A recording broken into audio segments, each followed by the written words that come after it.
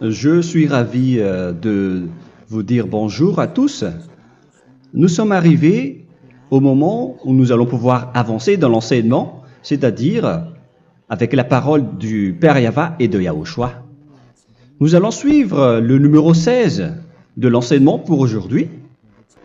Donc nous sommes à nouveau arrivés au moment où nous allons pouvoir avancer avec l'enseignement qui porte le numéro 16 pour notre enseignement d'aujourd'hui. Et le titre de l'enseignement, c'est que vous devez être baptisé par Elia lorsque vous êtes convaincu. Et je vais continuer pour que vous soyez sauvés, pour que vous ne péchez plus. Justement, donc, vous devez être baptisé. Mais pourquoi devez-vous être baptisé? Pour quelle raison? Lorsque vous êtes vraiment convaincu, excusez-moi, la loi dit que il faut faire de toutes les nations des disciples et les baptiser après. Nous allons lire cette parole d'abord, qu'il faut faire de toutes les nations des disciples et les baptiser après, selon le livre de... Qui déjà? Marc. Attendez d'abord. Non, c'est Matthieu 28.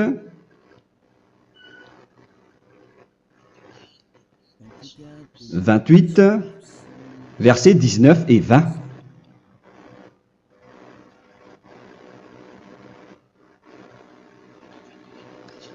Matthieu 28, 19, 20.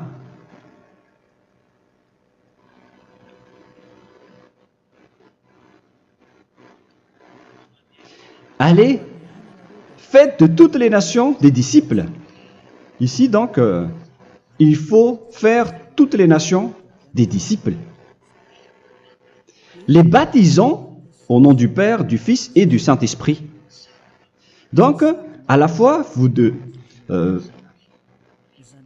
il faut les enseigner à observer tout ce que je vous ai prescrit. Donc, en enseignant une personne, c'est comme ce que Elia fait en ce moment. Après, donc, il faut baptiser cette personne qui est convaincue par l'enseignement. Donc, on ne doit pas baptiser une personne qui n'a jamais entendu cet enseignement. Voilà la première loi. Ce n'est pas logique de baptiser une personne qui ne connaisse rien de l'enseignement.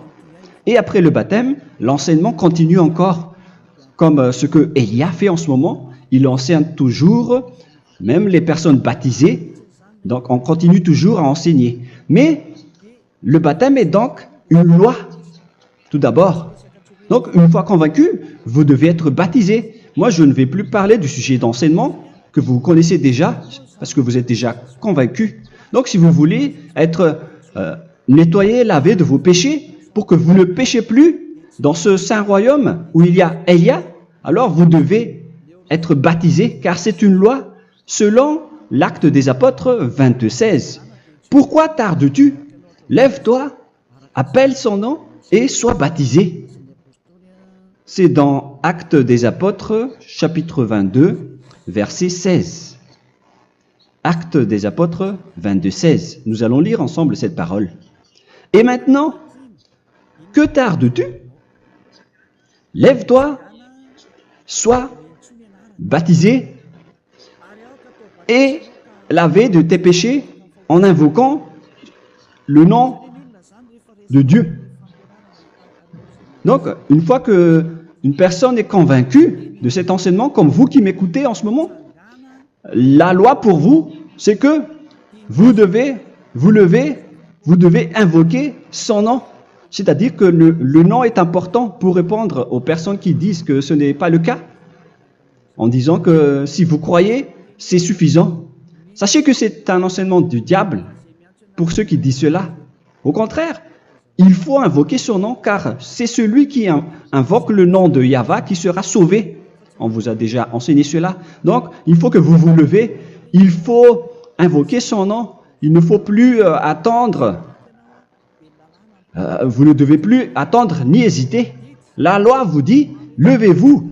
On vous dit aujourd'hui, on vous ordonne aujourd'hui de vous lever. N'hésitez plus. Et après, vous devez invoquer son nom en vous rapprochant du royaume de Yahushua, de l'église de Yahushua, d'appeler tous les responsables au téléphone, même pas au téléphone. Il faut directement assister à l'assemblée de Yahushua dans cet endroit, car il faut que tu te lèves et sois baptisé en invoquant son nom. Et c'est ici, à l'église de Yahushua, que vous devez invoquer son nom. Alors, c'est une loi, vous ne devez plus rester dans votre maison et il faut nous rejoindre maintenant. Soyez baptisés en Yahushua et non pas en Jésus, car les baptêmes que vous avez faits auparavant n'est pas le baptême en Yahushua. Donc, votre baptême n'est pas valable, n'existe pas du tout. Et votre baptême, au contraire, il est pire. Lorsque vous l'avez fait avec des autres dieux comme Jésus, car vous allez le revêtir jusqu'à votre mort. Car selon Galates 3, 27, vous revêtez le Dieu à qui vous êtes baptisé. Comme par exemple, si vous êtes baptisé en Yahushua, vous revêtez en Yahushua. Mais les fidèles de Jésus, ils revêtent Jésus. Alors que vous voyez bien que ce Dieu, c'est un faux Dieu qui n'ôte pas les péchés, qui vous jette en enfer et qui n'existe même pas. Parce que si jamais il existait, vous devez aussi être ôté de vos péchés. Mais ce n'est pas le cas. Vous revêtez un faux Dieu, un envoyé du diable. Pourquoi? Car tous ceux qui sont pécheurs viennent du diable. Nous allons donc lire la parole de Dieu à ce sujet dans Galates 3, 27 pour vous dire que c'est un faux baptême que vous avez fait. Donc si vous avez été baptisé en lui, alors vous allez être avec le diable jusqu'à la fin. C'est ce qui est pire avec votre baptême qu'il faut enlever et supprimer rapidement, car vous êtes avec le diable. Les pécheurs viennent du diable, et ce faux Dieu, il vous rend toujours pécheur, jusqu'à maintenant. Il vous encourage de rester pécheur, non méritant. Ça vient d'où? Ça vient de qui, ce faux Dieu-là? À ce sujet, il vient du diable, car les pécheurs viennent du diable. Ce faux Dieu qui n'existe même pas. Ce n'est qu'un collaborateur du diable. C'est dans Galates 3, 27. Je vous donne la parole en vous disant qu'il faut fuir rapidement de cet endroit qui ne vous convient pas. Le dernier baptême, ce sera pour le 8 mars 2026 à Madagascar. Et après, il n'y aura plus de baptême ici. Galates 3, 27. Vous tous qui avez été baptisés en Yahushua, par exemple, alors vous avez revêtu Yahushua. Voilà la parole. Donc, si vous avez été baptisé en Jésus, alors vous revêtez Jésus. Comme avec votre dernier baptême, vous allez toujours revêtir celui-là. Et ce vêtement ne sera jamais ôté tant que vous ne vous rapprochez pas de Élia. C'est lui uniquement qui peut vous enlever de ce baptême, de ce Jésus qui vous rend pécheur. Un collaborateur du diable et qui vient du diable. C'est dans 1 Jean, pour vous dire, est-ce que vous pouvez toujours rester dans votre ancien baptême après tout ce schéma? 1 Jean, chapitre 3, verset 8. 1 Jean 3, 8. C'est où déjà? Celui qui pêche est du diable, car le diable pêche dès le commencement. Vous voyez? Et voilà ce qui est pire. C'est votre Dieu même qui vous rend pécheur et qui vous dit que vous devez être pécheur. C'est lui-même, à ce sujet-là, qui vient du diable. C'est vraiment pire ce schéma, car il s'agit d'un envoyé du diable qui vient du diable. Un envoyé du diable. C'est-à-dire que ce schéma vient du diable. La parole est directe et droite. S'il n'est pas du diable, il vous aurait déjà dû il vous aurait déjà ôté de vos péchés. Mais ce sont les diables qui rendent pécheurs les gens, car ce sont les chefs du péché, les diables. La parole est claire ici, celui qui pêche est du diable. le fils du diable est du diable. Le fils de Dieu est un Dieu. Le fils de l'homme est un homme. Et celui qui vient du diable est du diable comme lui. Lui, il vous a rendu pécheur pendant plus de 2000 ans. Il vous a jeté en enfer. C'est pourquoi on vous dit de quitter cet endroit et ce Jésus qui sera toujours collé à vous, à votre corps, qui est enterré dans votre peau. Vous ne serez jamais débarrassé de lui tant que vous ne vous rapprochez pas de Élia pour être baptisé en Yahushua, pour que ce sale vêtement venant du diable soit ôté de vous et qu'après vous allez être revêtu d'un nouveau vêtement qui est merveilleux, qui est Yahushua. Alors choisissez votre vêtement. Vous allez toujours être Jésus qui est déjà collé à vous, et une fois mort, vous irez en enfer, car il est déjà collé à vous. Soit vous l'enlevez directement à travers le baptême avec Élia. Le rendez-vous, c'est pour le 8 mars 2026. Vous allez être baptisé par Élia pour l'enlever, car ça n'existe pas du tout. C'est une tromperie pour vous. Ce n'est même pas un baptême. C'était le fait de faire entrer du diable à l'intérieur de vous. Si vous voulez être libéré de cela, vous devez vous rapprocher de Élia à travers le baptême pour que la parole soit bien placée dans Actes des Apôtres 22, 16. Revoyons cette parole. Actes des Apôtres 22, quel verset déjà? 22, 16. Voilà. Et maintenant, que tardes-tu? Lève-toi. Voilà l'ordre pour vous. Lève-toi, ne tarde plus. En invoquant son nom. C'est un ordre. Invoque son nom. Et sois baptisé et lavé de tes péchés. Car celui qui t'a rendu pécheur, c'est Jésus ou Jesus. Alors si tu ne veux plus pécher, alors enlève Jésus ou Jesus de toi avec le vêtement que tu as reçu lors de ton baptême avec lui. Il faut l'enlever, sinon tu ne seras jamais sauvé, épargné, car c'est déjà devenu un vêtement collé à ton corps. La seule solution pour toi, c'est de te rapprocher de Élia pour être ôté de tes péchés, car la loi est claire ici. Tu vas être lavé de tes péchés, et c'est ici, dans cet endroit où il y a Élia, qu'il y a l'ôtement du péché. Pourquoi vous êtes ôté de vos péchés? Pour quelle raison? D'abord, vous êtes déjà lavé à travers le baptême. On vous nettoie. Et une fois nettoyé, une fois lavé, qu'est-ce qui se passe à ce moment-là? Pour que les gens ne pêchent plus en vrai.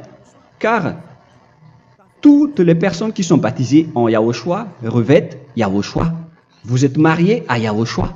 Et c'est à travers ce baptême, après votre baptême, c'est à partir de là, après avoir suivi toutes ces lois, car le baptême c'est une loi. Lorsque vous êtes convaincu, après avoir écouté l'enseignement, vous décidez de quitter le faux Dieu qui vous rend pécheur. Alors, vous êtes baptisé, vous allez revêtir Yahushua pour quitter le faux Dieu qui vous rend pécheur. Donc, après le baptême en Yahushua, vous revêtez Yahushua. Vous avez été lavé, vous êtes bien propre et pur. Vous êtes sorti comme une personne originale qui est merveilleux, très merveilleux devant le Dieu d'Abraham. Vous êtes complètement purifié jusqu'à votre fond de conscience à travers ce baptême venant du sang de Yahushua qui vous nettoie jusqu'au fond de toutes vos pensées, car le baptême marque la mort de Yahushua. Yahushua est mort pour vous verser son sang pour vous. Tout cela confirme votre relation avec Yahushua, car le baptême vous dit que vous êtes mort ensemble avec Yahushua et vous êtes ressuscité ensemble avec Yahushua. Vous avez été enterré avec lui et vous avez été ressuscité avec lui dans la vie éternelle. Voilà la vie avec Yahushua et le baptême avec Yahushua. C'est pour montrer la bonté de Yahushua pour chacun de vous concernant cette merveille. Voilà le baptême, c'est la mort avec Yahushua. C'est pourquoi je vous ai dit, en même temps, c'est la mort pour vous. Et c'est aussi votre purification. C'est dans Romains, chapitre 6, verset 4.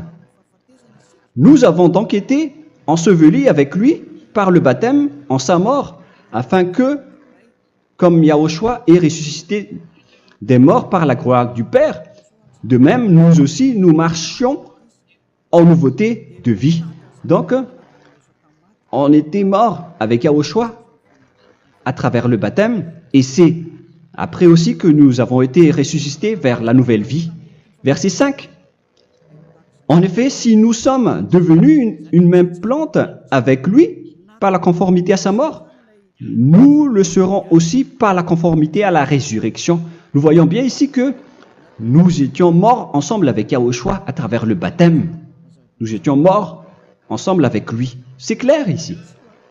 On parle ici du sujet du baptême. Nous avons donc été ensevelis avec lui par le baptême en sa mort, mais pas avec autre chose. C'est clair alors à travers cette parole que c'est à travers ce baptême que nous allons avoir la même geste que Yahushua. Donc si vous voulez être ôté de vos péchés, vous devez entrer dans le baptême. Et une fois baptisé, la personne est intégrée directement au ciel des cieux. Mais il y a des étapes à suivre avant d'arriver là-bas, hein, ce que je suis en train de vous enseigner en ce moment, car l'objectif du baptême, avec la mort et la résurrection, et l'enterrement, après la fin de votre chemin, c'est le ciel des cieux. Et on parle de vous en tant que vivant. C'est dans Éphésiens chapitre 2, verset 6. Éphésiens 2, 6.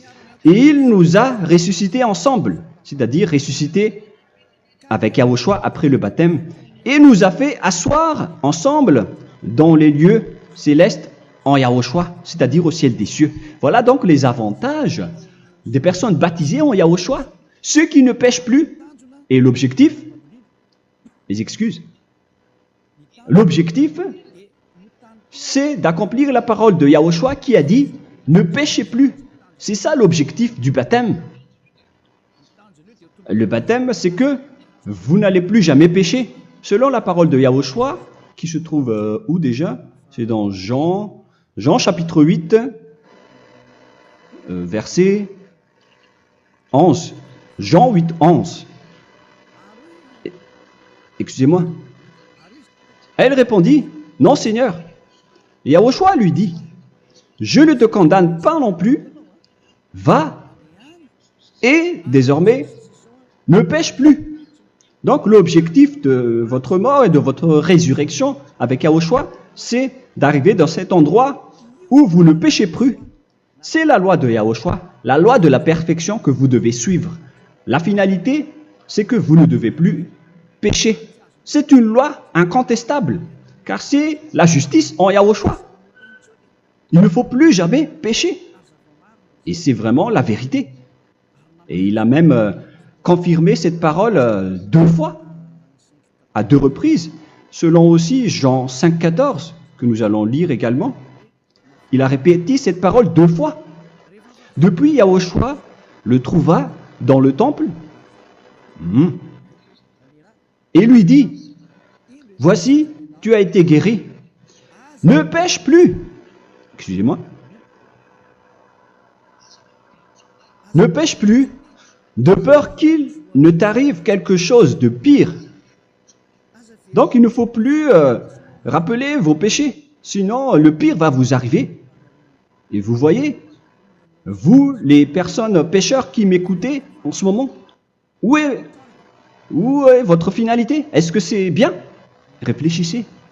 Les personnes parfaites, ce sont les personnes qui ne pêchent plus. Contrairement à vous qui dites que vous êtes toujours des pécheurs, qui ne méritent pas le ciel des cieux. Vous l'avez dit par vous-même.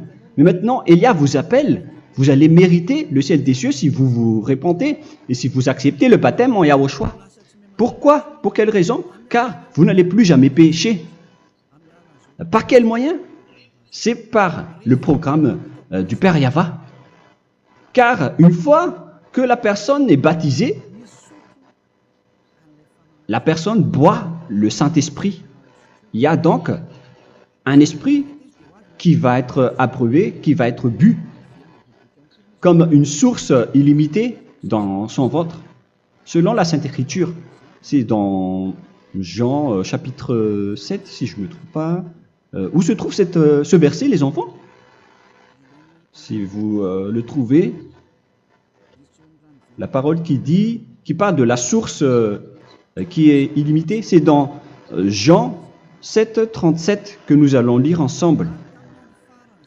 Le dernier jour, le grand jour de la fête, Yahushua, se tenant debout, s'écria, « Si quelqu'un a soif, qu'il vienne à moi et qu'il boive. » Verset 28. « Celui qui croit en moi, des fleuves d'eau vive couleront de son sein, selon, comme dit l'Écriture. » Il y aura donc de l'eau vive qui couleront dans son ventre.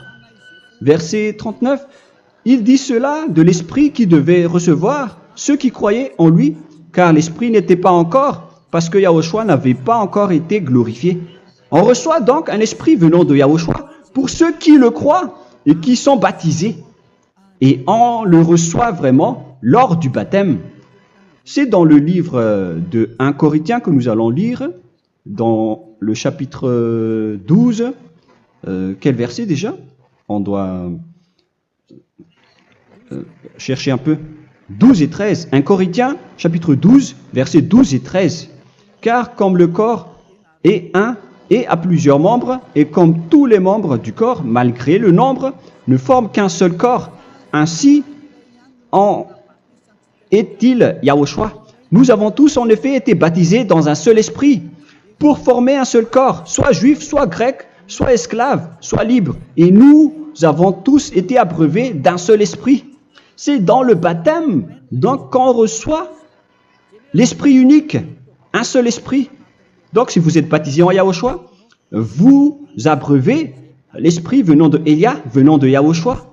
Vous abreuvez un seul esprit venant de moi, un esprit non pécheur et qui vous rend non pécheur. Donc, tout le monde boit un seul esprit selon la Sainte Écriture. Nous vous avons tous en effet été baptisés dans un seul esprit. Vous recevez donc ce seul esprit à travers le baptême. Et qu'est-ce qui se passe après? Le Saint-Esprit va vous guider désormais. Vous le recevez lors du baptême et celui qui va vous guider pour que vous ne péchez plus. C'est dans Jean, quel chapitre déjà? Je ne me souviens plus. C'est dans le chapitre 14, peut-être. 14, 23.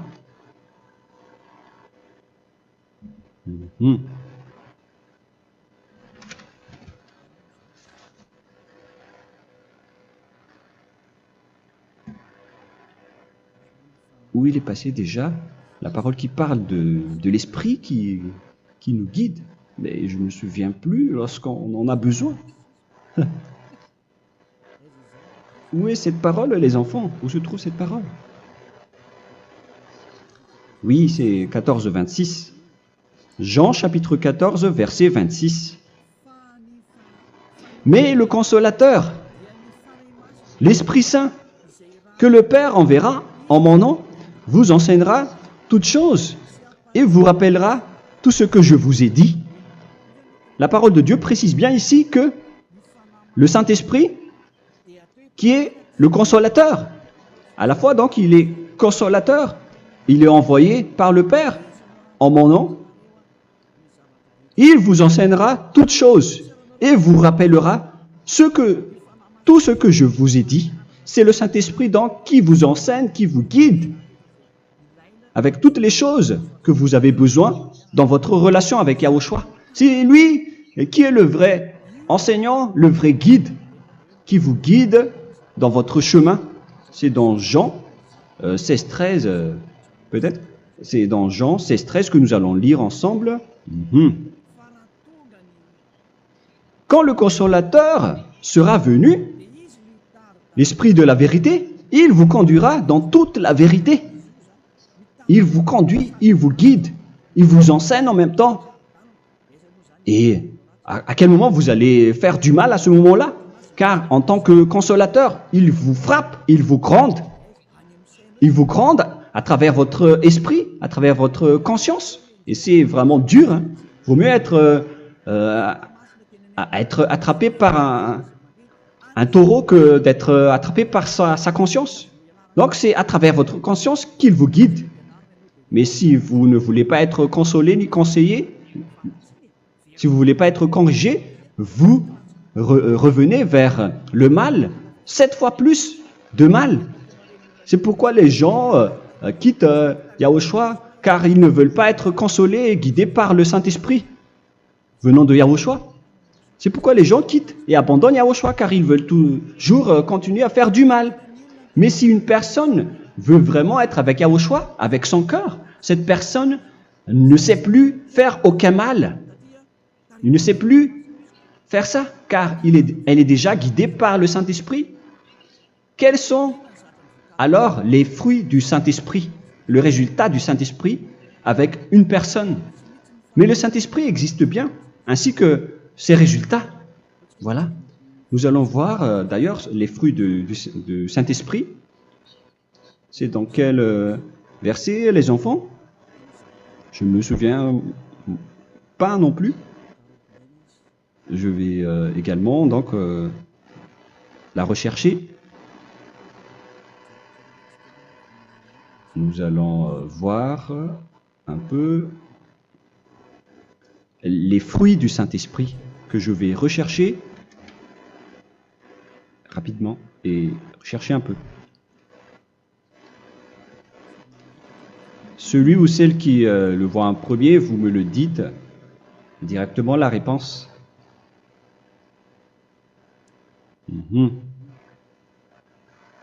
Comment?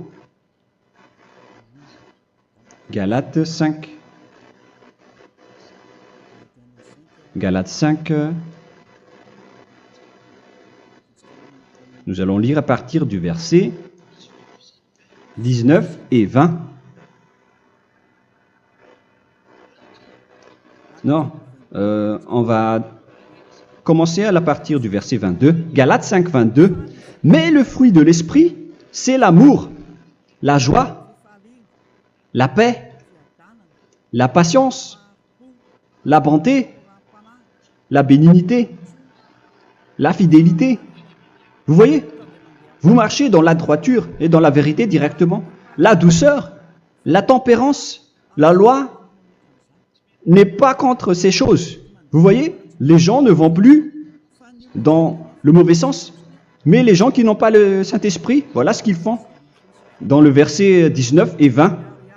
Or, les œuvres de la chair sont manifestes avec les personnes qui n'ont pas le Saint-Esprit, qui sont guidées par la chair. Ce sont l'impudicité, l'impureté, la dissolution, l'idolâtrie. Vous avez tous fait cela. La magie, les inimités, les querelles, les jalousies, les animosités, les disputes, les divisions, les sectes.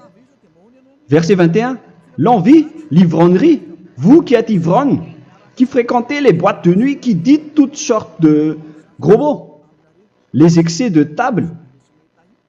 Et cette parole vous convient, vous concerne même, vous qui m'écoutez en ce moment. Et je vous dis, comme je vous ai déjà dit autrement, celui qui fait cela n'héritera pas le royaume de Dieu, c'est-à-dire vous n'entrerez pas au ciel des cieux. C'est valable pour vous les pécheurs. Vous pouvez vous mesurer par vous-même, vous qui êtes avec Jésus ou Allah. La parole est claire pour vous, vous n'irez jamais au ciel des cieux. La question qui se pose, où est alors votre espoir, vous qui allez prier? Car la parole de Dieu vous lit déjà votre finalité. C'est la parole du Dieu d'Abraham qui a engendré Yahushua, son fils. Voilà la loi qu'il a dit aux apôtres. Les malfaiteurs n'iront jamais au ciel des cieux. Mais pourquoi vous allez encore rester là-dedans? Pourquoi ne pas rejoindre Élia pour être purifié et lavé? Rapprochez-vous de Élia pour que votre esprit soit sauvé. Le dernier baptême aura lieu pour le 8 mars 2026. N'attendez pas ce dernier jour. Dès maintenant, inscrivez-vous votre nom dans le baptême si vous ne voulez pas être jeté en enfer. Mais si vous voulez être jeté en enfer, alors tant pis pour vous. Alors que vous avez peur de mourir, et vous allez chez le médecin lorsque vous êtes malade, vous avez peur du feu de charbon, alors que ce n'est qu'un petit feu de charbon. Là, on parle de l'enfer. Hein. Alors, il faut bien réfléchir et soyez bien conscients. Voilà donc le sujet du Saint-Esprit. Maintenant, nous allons lire le livre des Éphésiens. Éphésiens, chapitre 4.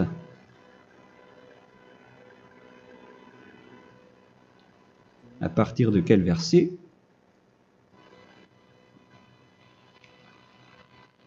Allons-y. Je dois relire un peu car il y a plusieurs paroles ici. Moi, je vais vous sortir la parole qui dit que les personnes en Yahushua ne font plus aucun mal. Ah, où il est passé déjà? Ah, je l'ai perdu. Attendez d'abord. Donc, Éphésiens.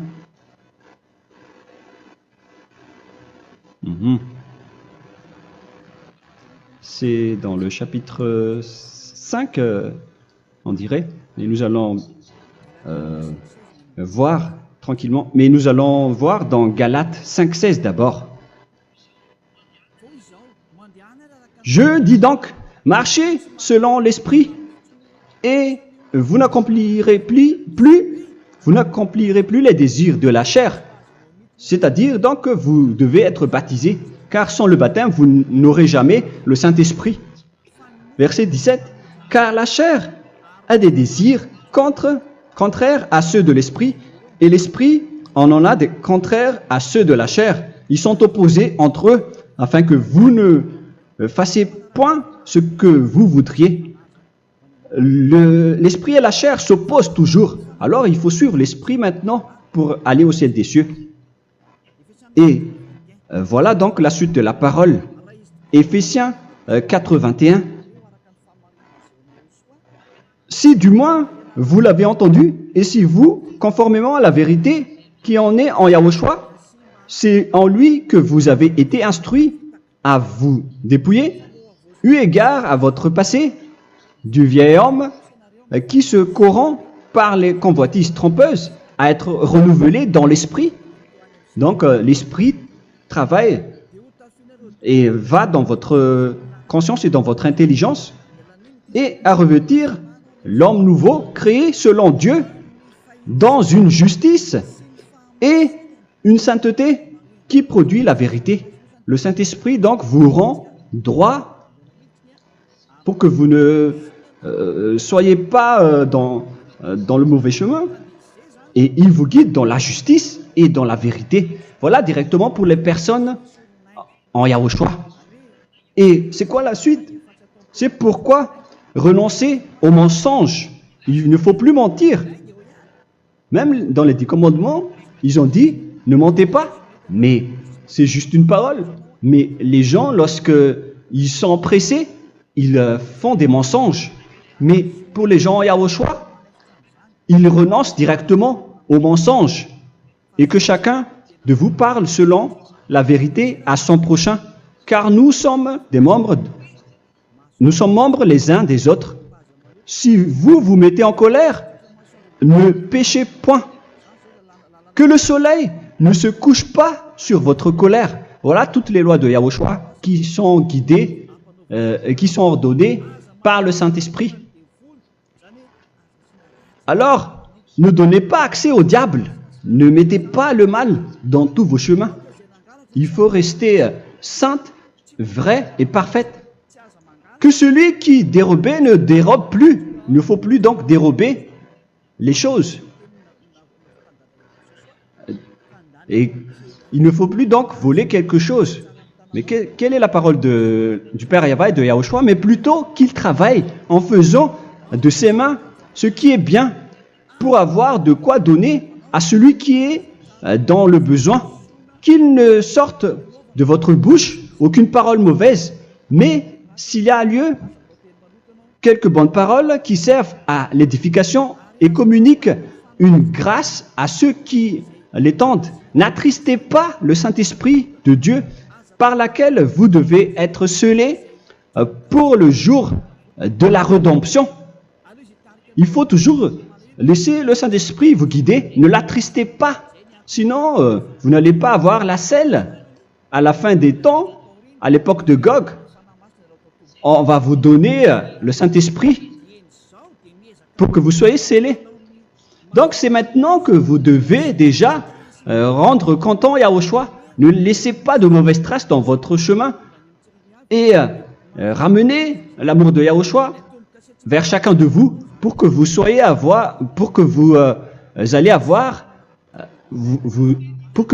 seriez scellés pour avoir le Saint-Esprit que vous avez vraiment besoin pour le dernier combat dans les fins des temps. Que toute amertume et toute animosité, toute colère, toute clameur, toute calomnie, il ne faut pas retenir et garder la colère. Toute calmeur, toute calomnie et toute espèce de méchanceté, tout ce qui est rancune, ni rancœur. Il faut arrêter tout cela.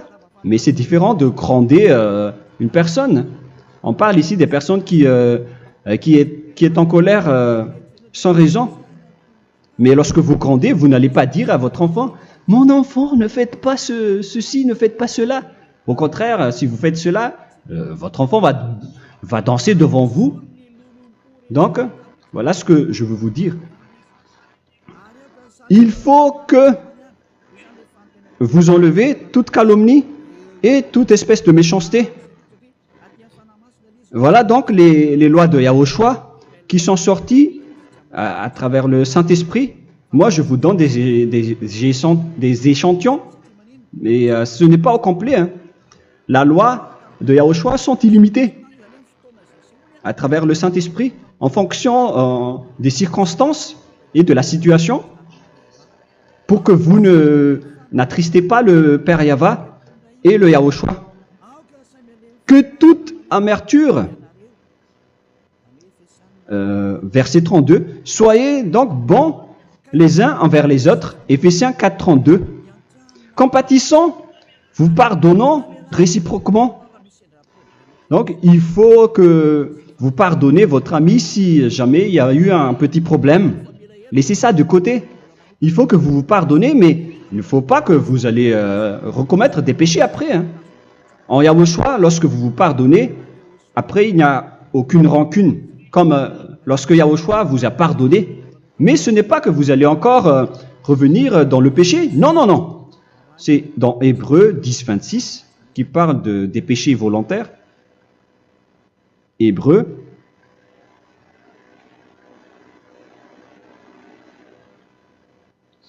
Hébreux chapitre 10. C'est bien ça, hein? Pour ceux qui s'en souviennent. Voilà, versets 26 et 27. Hébreux 10, 26, 27. Car si nous péchons volontairement, après avoir reçu la connaissance de la vérité, c'est-à-dire une personne baptisée en Yahushua, qui a été sanctifiée, rendue sainte, il ne reste plus de sacrifice pour les péchés, mais une attente terrible du jugement et l'ardeur du feu qui dévorera les rebelles. Donc, vous qui parlez que vous devez toujours commettre des péchés, voilà ce qui vous attend, parce que vous péchez volontairement. Donc, si vous péchez volontairement, alors une attente terrible du jugement et l'ardeur d'un feu va vous dévorer. Vous allez affronter la colère et le jugement avec une ardeur de colère d'un feu qui va vous dévorer. En tant que rebelle, on va vous détruire vous les ennemis, vous qui péchez volontairement. Est-ce que vous n'êtes pas encore conscient après cette parole? Vaut mieux être baptisé en Yahushua avec Elia, et après vous n'allez plus jamais pécher. Alors à vous de réfléchir, car on vous a trompé auparavant jusqu'à maintenant. On va revenir à la parole de tout à l'heure. Donc que chacun pardonne son ami et pardonnez-vous comme ce que Yahushua vous a pardonné. Voilà donc les personnes en Yahushua ne pêchent plus. Nous allons donc continuer avec le verset 5. Éphésiens chapitre 5 plutôt. Je vais encore continuer car j'ai besoin que vous l'écoutez. Éphésiens chapitre 5 verset 1. Devenez donc les imitateurs de Dieu comme des enfants bien-aimés et marchez dans la charité. Le fruit de l'esprit, c'est de l'amour, on vient de lire, à l'exemple de Yahushua qui nous a aimés et qui s'est livré lui-même à Dieu pour nous comme une offrande et un sacrifice de bonne odeur. Verset 3. Regardez ces lois. Que l'impudicité, qu'aucune espèce d'impureté et que la cubicité ne soit même pas nommée parmi vous, ainsi qu'il convient à des saints. C'est bien clair alors ici qu'il ne faut pas faire l'impudicité ou parler de tout ce qui est adultère, impudicité, qu'aucune espèce d'impureté, tout ce qui est impur, l'abomination, la profanation et tout ce qui parle autour de ce sujet, n'en parlez jamais. Et que la cupidité ne soit pas nommée parmi vous, ainsi qu'il convient à des saints, y compris l'impudicité, l'abomination. Même juste en parler, ce n'est pas autorisé. Vous voyez que c'est vraiment différent. Lorsqu'on est en Yahushua, la cupidité, c'est-à-dire parler dans le dos des autres, qu'on n'entende ni parole de déshonnêteté, ni des propos insensés, ni des plaisanteries, choses qui sont contraires à la bienséance, qu'on entende plutôt des actions de grâce, car sachez qu'aucune impudique ou impure ou cupide, c'est-à-dire idolâtre, n'a d'héritage dans le royaume de Yahushua et de Dieu. C'est-à-dire, il ne faut pas s'allier avec les malfaiteurs. Les enfants du mal, ne vous alliez pas avec eux. N'acceptez pas ce qu'ils font.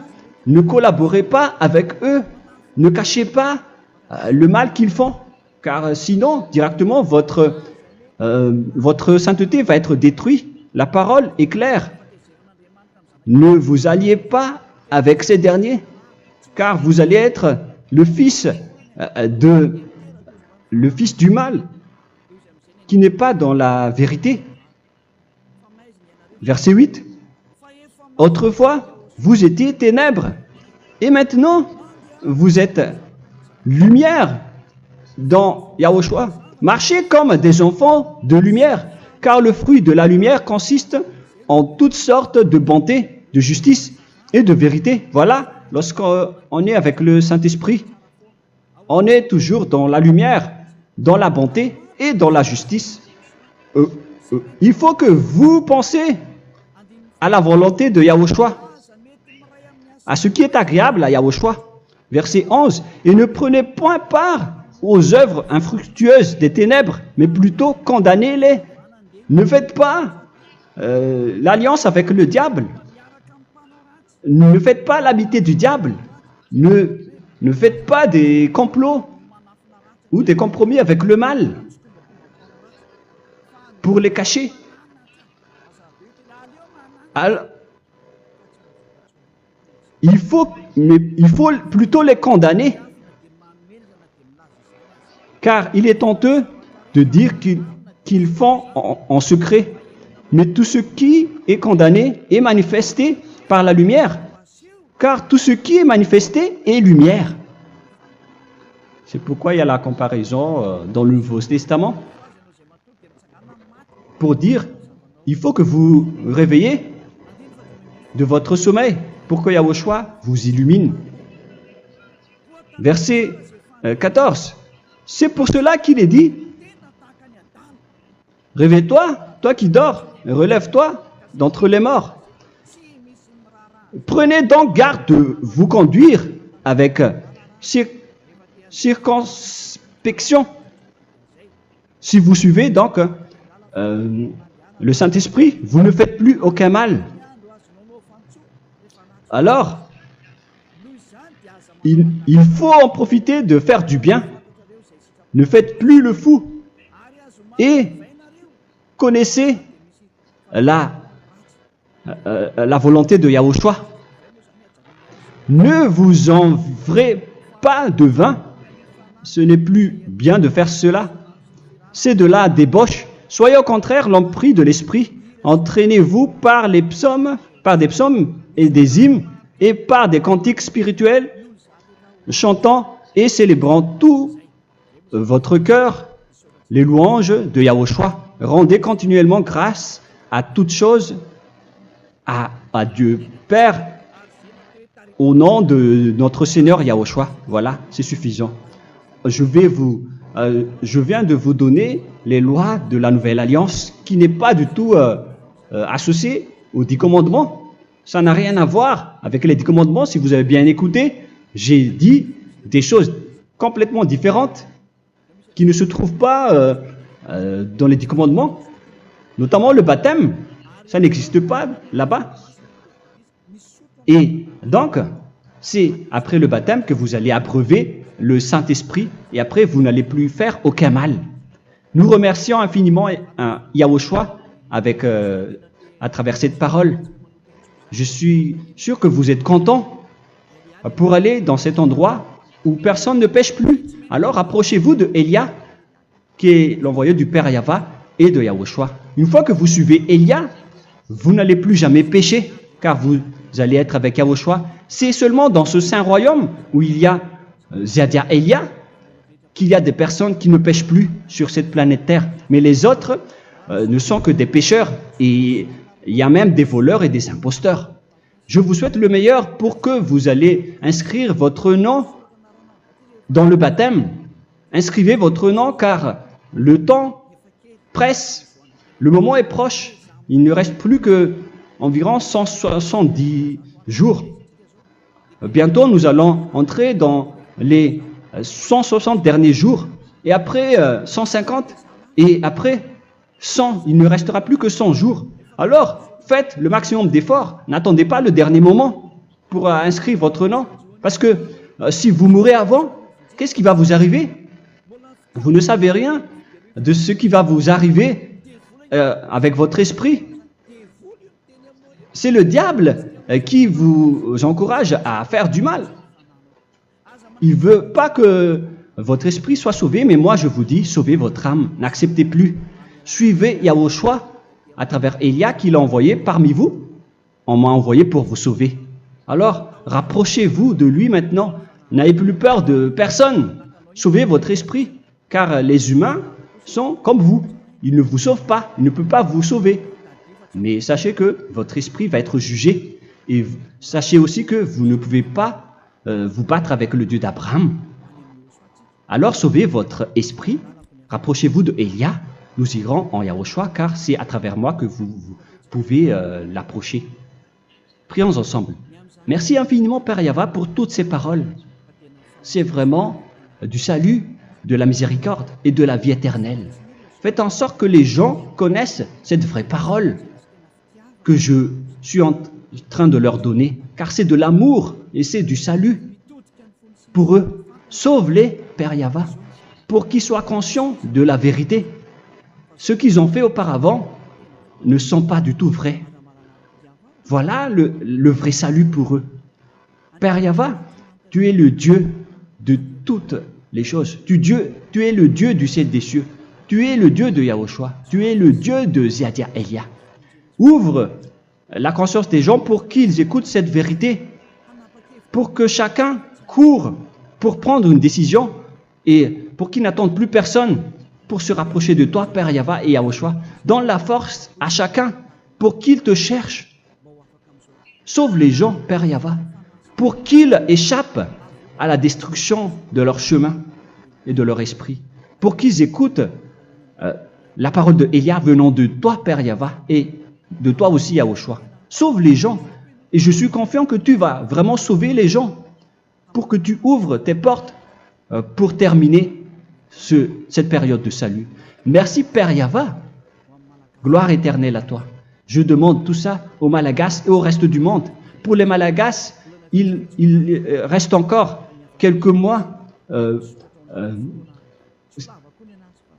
qui n'est plus beaucoup pour eux, mais pour les autres nations, ils n'ont pas aussi beaucoup de temps pour se rapprocher de toi, mais il en reste encore un peu pour eux. Gloire à toi, Père Yahweh, et au nom de toi, Yahushua, je fais toutes ces paroles. Alléluia, Amen. Voilà donc pour notre enseignement d'aujourd'hui. Que Yahushua vous bénisse et à la prochaine. Au revoir.